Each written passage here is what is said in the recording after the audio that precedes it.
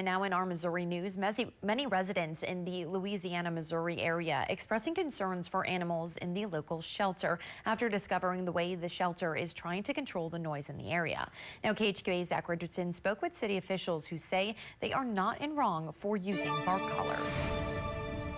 The John Cotton Animal Shelter in Louisiana, Missouri has drawn attention after many residents have expressed concerns with the use of bark collars. City Administrator Brian Spencer says since the day he stepped into the position, barking from the animal shelter has been a problem.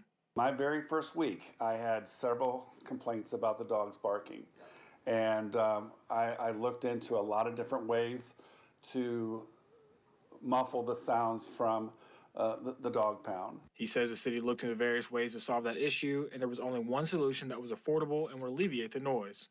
We looked at planting trees, we looked at sound barrier walls, we looked at everything.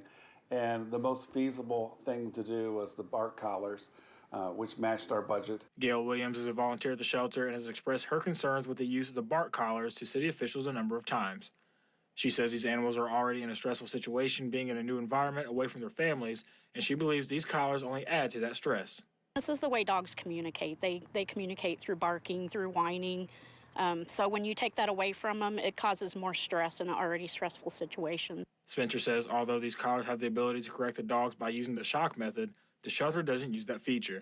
Just turning them on just has a beeping sound if someone barks, but level 1 is on vibrate.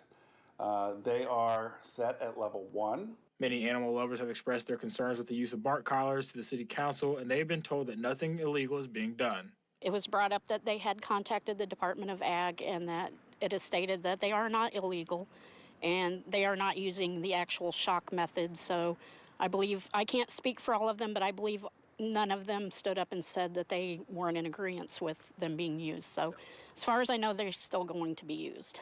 We reached out to the Department of Agriculture, who stated they have no rules or regulations directed towards the use of bark collars. I want to see people being like, we need to take care of these animals like they would their own.